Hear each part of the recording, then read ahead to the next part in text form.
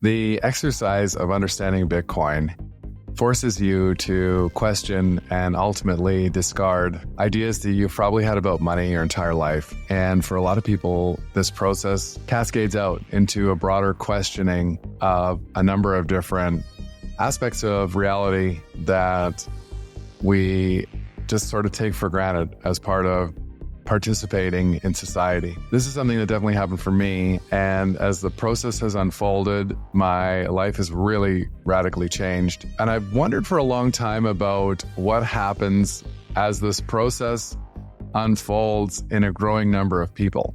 I have always believed that Bitcoin it's a weird idea, but it's an idea that anybody can understand with enough time and effort.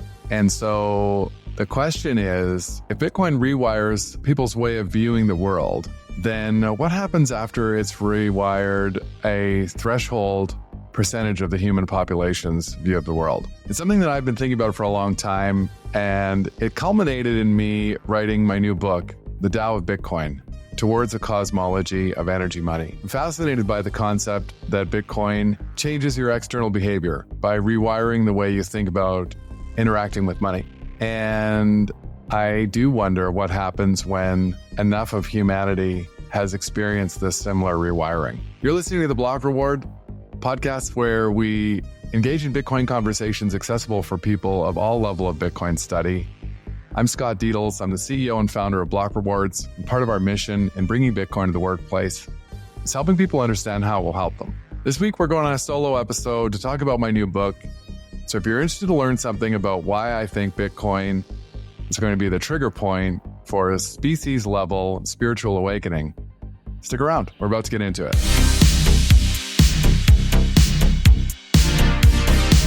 I've been really interested in the term orange pill for quite a while as I've been following Bitcoin more closely. And it's a term that I think gets thrown out pretty loosely. In the movie The Matrix, when Neo is given the choice between the red pill and the blue pill, the question, I guess, is at what point in that journey has he had his awakening? Is it when he's taken his pill, then he sort of puts his finger in the mirror and then he sees the Matrix? It's a gradual unfolding. And at some point, he does have a big unplug. He has a big aha. But it's not the moment he takes the pill. And this is where I think part of the, I don't want to say loose use of the term orange pill, to me, like a lot of people consider orange pill as the idea that somebody has understood Bitcoin is engineered to increase in price in dollars forever, which is a pretty cool thing to understand. And it can really provide on its own just that one thing. If that's the only thing you understand about Bitcoin, that's enough for a lot of people to experience a peace of mind and, be able to sleep easier without this ambient anxiety that comes from all of us understanding that our money is becoming worth less and less, and that the rate at which it's becoming worth less is accelerating. To me, that's the start of the journey.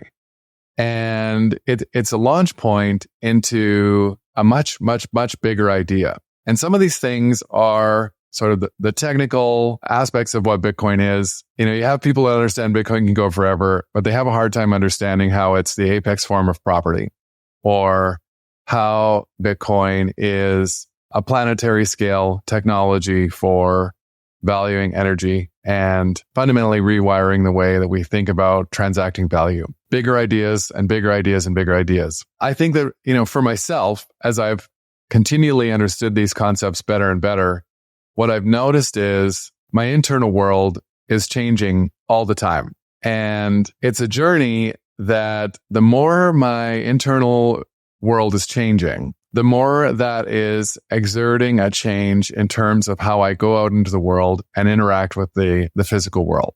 So my internal world is changing as my ideas are evolving, and I'm discarding all these legacy things that I never really questioned before that started with money. And as a result, how I present out into reality has really changed. My world has shifted as I have understood Bitcoin better.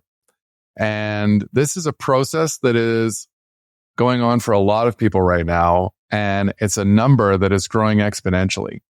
So you have people who are further along in their journey, and you have people who are just starting, and you have people who haven't even started yet. But it's a journey without an endpoint. So the collective consciousness around understanding what Bitcoin is moving forward towards an unknown endpoint.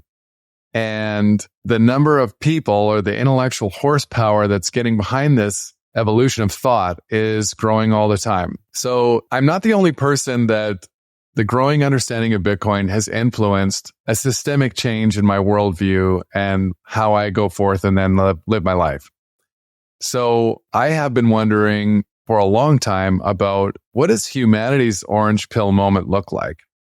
And what happens when enough people all at once have this first understanding that Bitcoin is genuinely going to go up forever? And two, when enough of that group sort of progress through into some of these bigger ideas about a universal way for us all to safely store our time and energy and protect our property and interact with each other in this consensual, nonviolent way. You can already see the early sort of like proto vision of what this might look like when you go to Bitcoin events. And if you've never been to a Bitcoin conference, I strongly recommend it because one, they're just super optimistic and uplifting. The vibe at Bitcoin events is awesome. Two, you just get to see what a whole bunch of people who share this view of the world, what it looks like when they get together and interact with each other. And the Bitcoin network is, hard coded to incentivize cooperation. And so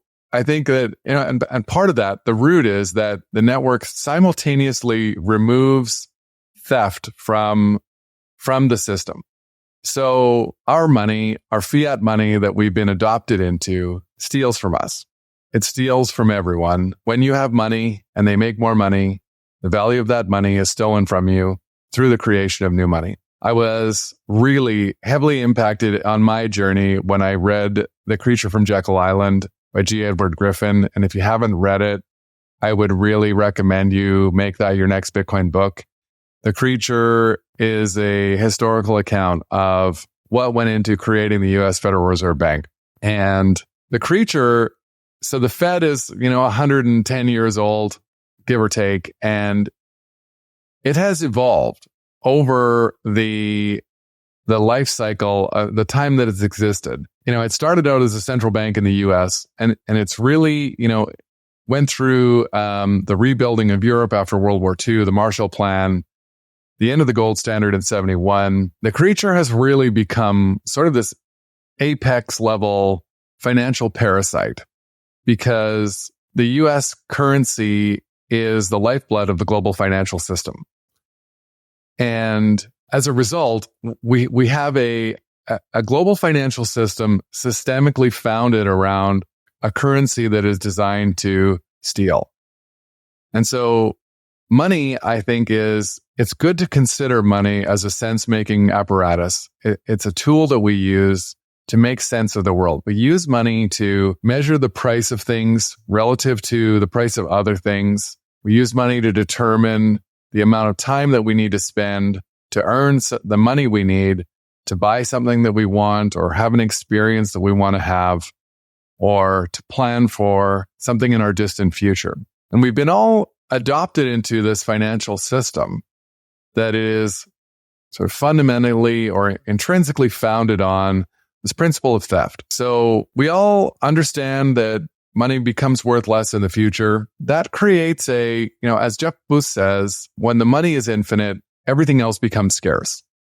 So infinite money puts us all in a game where the terms of the game are such that we need to sort of fend for ourselves. It's a journey of financial survival. And if you think about it, it's kind of this Squid Game where we don't really even have enough time to think about how our money's working. The essence of the rat race is we barely have enough time to earn the money we need to feed ourselves and pursue our hopes and goals and dreams. So there's not a lot of time left over to start thinking about what money is or how the world could be different if money worked differently. And I think this is why Bitcoin is so potent when people really unplug and start to think about the absurdity of money that is programmed to steal from us. So in spite of the absurdity of infinite money, the majority of humanity still goes out into the world and interacts with each other with that worldview. And our physical reality is a co-creation.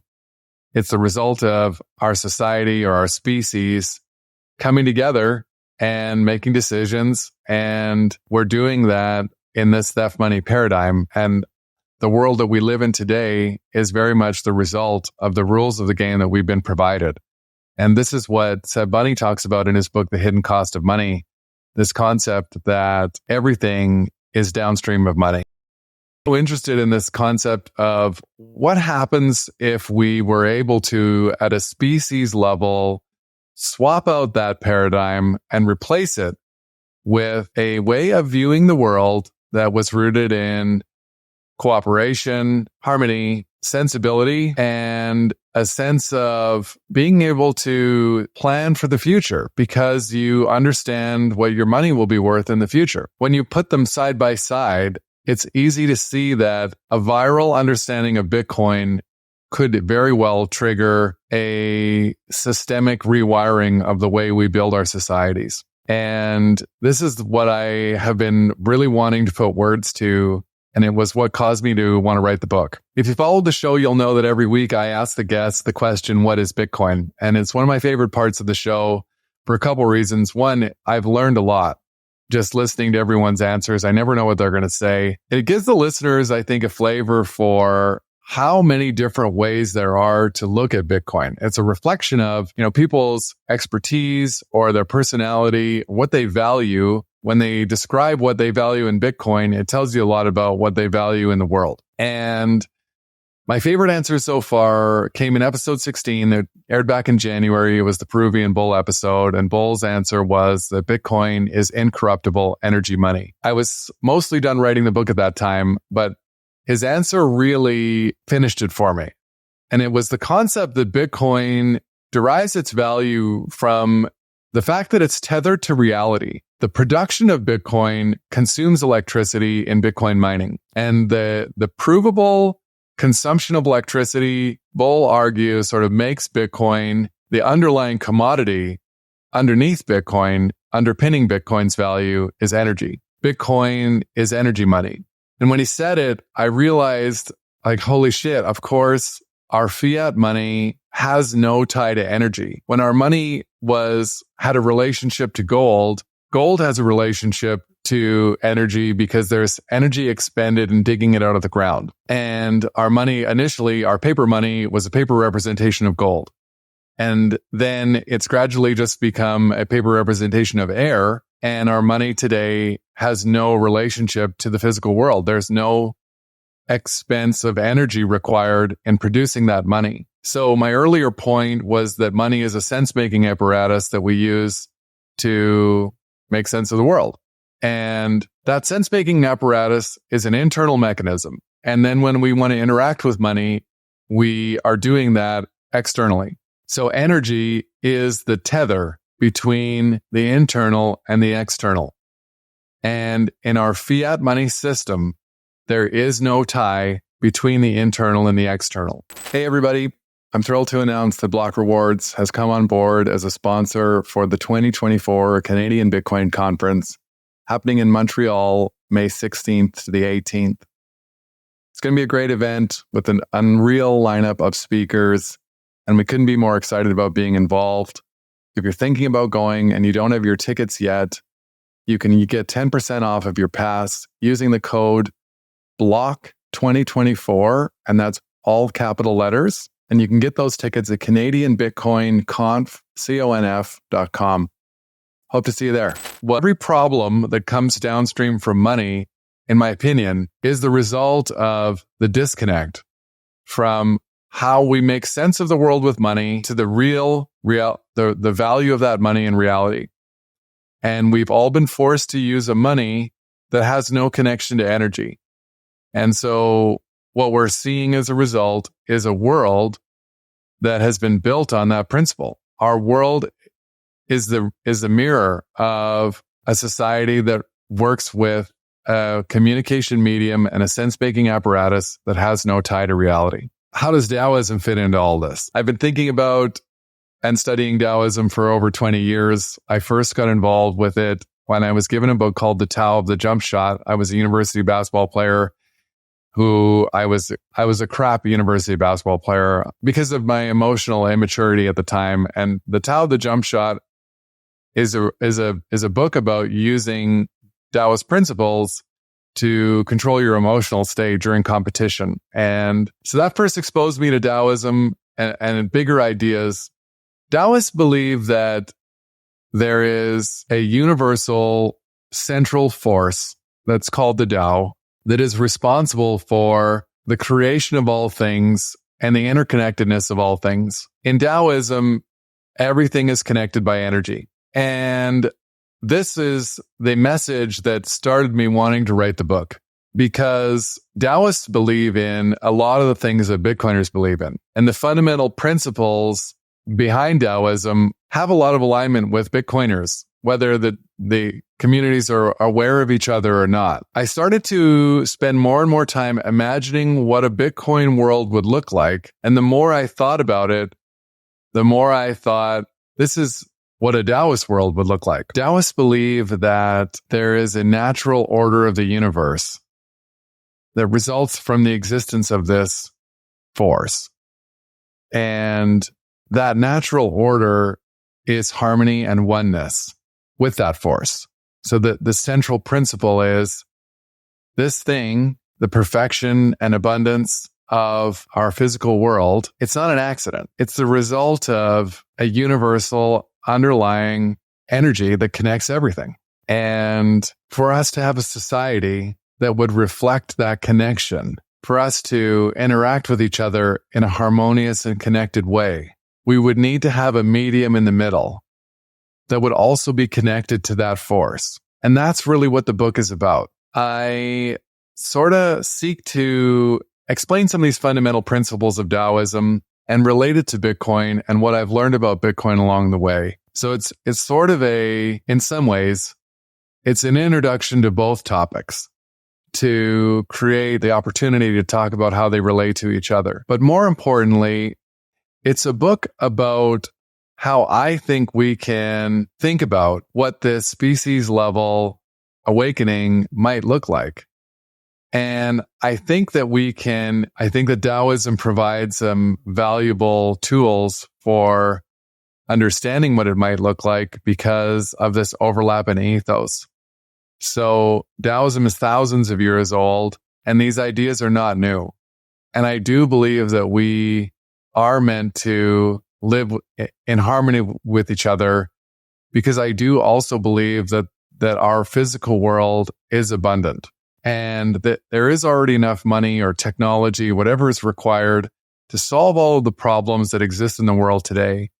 And the problem is that we are trying to do that with a leaky money system that drains energy out of the system from the bottom and collects it up at the top. And so such a world rooted in harmony and in alignment with this fundamental universal principle is impossible when we've all been forced to interact with each other in a way that is diametrically opposed to the way the universe actually works. This is also why, personally, I think that Bitcoin is unstoppable, because Bitcoin is a money system that is naturally in alignment and reflective of what I believe is the way things are supposed to be. Money is, central banking, I should say, is not a natural phenomenon. Like, it's not like a mountain. It's a technology. This is something that made sense at a time, and it was adopted, and 100 years plus have passed. And all technologies have a lifespan and should be up for review. They should be innovated. They should be disrupted. We should be trying to think about ways to make things better. And I believe that the 20th century will come to be viewed as the peak of centralization. So I think on its own, centralization is a technology, and it's a technology that predates the information age. So for us to build the first stages of a truly global society, centralization was a necessary thing that we employed to allow for money to be moved faster, goods to be moved globally. The defining technology of the 20th century was centralization. And I think that Bitcoin is going to prove itself to be the defining technology of what is going to emerge after the culmination of this fourth turning that we're in right now, which is a world based on decentralization. And this concept of rules instead of rulers. In the decentralized world, technology now through Bitcoin has enabled us to imagine a financial system where everyone has access to the same information, where everyone has a fair opportunity to store the energy that they've collected through expending their time and effort. And this is the promise of a Bitcoin world. And beyond that, it's a much more powerful and empowering tool than what came before it. So in Daoism, we have a set of principles and a way of understanding a better way of organizing ourselves as society. And in Bitcoin, we have a technology that enables a way for us to interact with each other that is in alignment with those ancient principles. So I think it's easy to look at what's going on today and look backwards at the way things have always been the entire time that everyone who's alive today has been alive, which has been a steady progression of centralization, and assume that that trend is going to continue on to infinity the same way most people think the way our financial system works now will also continue on forever. Like the prices of houses are going to go up forever, whatever. Daoism also teaches us that cyclicality or seasonality is a fundamental and natural part of the way things work. So everything comes from the Dao.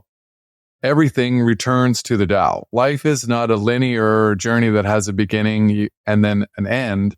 It's a return voyage. So we come from this energetic source, and when our time is up, we return to it. And this would be the same of everything else. We need to have seasons. And so nothing lasts forever. And that would also include centralization technologies of the 20th century. These things are all going to have a lifespan. So even though I think the internet has really ratcheted up the rate of centralization, we've seen the consolidation of power in governments and big tech monopolies. I don't personally think that that trend will continue to infinity. I think that we have already seen the top of it. And this is where I think it gets really interesting, because what is left or what is required is the collective intellectual horsepower to come around to understanding that we can do things a different way. And if you believe that the energetics behind harmony and oneness are stronger than theft and oppression, and I believe that, I have to believe that people, if given the choice between the two, would choose harmony and oneness.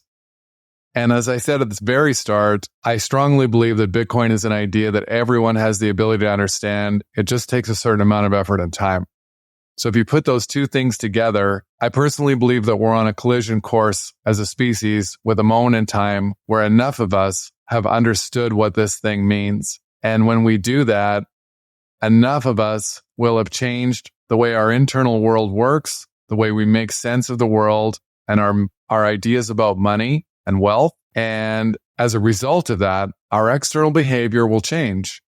And when enough of us have changed our external behavior, that force will be unstoppable. And this is where I think we are headed as a species. Bitcoin is a bottomless intellectual rabbit hole. It is a technology that will first force people to question and reevaluate their axioms of money and wealth. But on a much bigger level, it's a mind virus that starts thinking about how you show up in the world as a human being. And I believe that we're meant to be in alignment with this energetic principle. We're meant to be existing in a cooperative and harmonious state. And the only thing that's missing is a money system that allows each of us to feel safe and store our money safely so that we can go out and interact with the world in a consensual and harmonious way. And I'm going to stop there because I don't want to give away too much of the book. But if this is interesting for you, if you're looking for maybe a different way of making sense of Bitcoin that's less heavy on the history of money and economics, and maybe a little bit more on the spiritual side of things, I'm going to include a link to finding the book on Amazon, which is where it's for sale. And I hope you check it out. It's a book that I hope helps other people understand Bitcoin in a way that I think is really exciting. And Bitcoin for me is a technology that has, in changing my view of the world, made me incredibly optimistic about the future. I found Bitcoin in 2020 during the darkest time in Canadian society for sure. And it took me a long time to get here. I was really worried about where things are going and the kind of future that we can expect to have as our money becomes progressively more financially disempowering. And I've chosen to take my life in a different direction and to try and help as many people as possible come along in that new direction with everyone else who's made that same choice. And so I hope that the book provides a glimpse into how inspiring and uplifting I think Bitcoin is and how I've made sense of it based on my understanding of the ancient teachings of Daoism. So that's our first solo episode wrapped up. I want to thank you for listening, and I'd be so flattered if you do check out the book. Please feel free to reach out and give me any feedback. We're back to the regular interview format next week. Hope to see you again. Thanks for listening to this episode of The Block Reward. We're trying to do something different here, creating accessible conversations meant for people who aren't obsessed with Bitcoin. If you found this episode informative and engaging, hit that subscribe button to make sure you stay updated with future episodes. Your feedback matters. We'd greatly appreciate it if you could take a moment to share your reviews and help us with our goal of creating Bitcoin content that is simple and easy to understand. Bitcoin has an important role to play in the future of finance. It will change the way we save, spend, and invest. Discover why Bitcoin offers a game-changing opportunity for forward-thinking employers by visiting blockrewards.ca. Block Rewards' mission is helping Canadian employers implement strategies for integrating Bitcoin into compensation and benefits, supercharge your recruitment and retention strategies, and help your team members plan for the rising cost of living by rewarding their work with the hardest money ever invented. Special thanks to our top sponsor, Paramount Employee Benefits Consulting, Canada's only Bitcoin forward benefits and pension advisory. For more information, find them at paramountbenefits.ca. Big shout out to Podigy, our production team that makes all this possible, and BMX Escape for producing our music. Bitcoin is an expansive and dense topic many people walk away from early. To Bitcoin enthusiasts looking for that podcast they can share with friends, family, and colleagues, one they'll actually listen to, we hope that is us. The content of these conversations is meant to be provided for information purposes only. Nothing here is investment advice. Bitcoin is a big topic. Be sure to do your own research before making any personal financial decisions. Thanks for listening.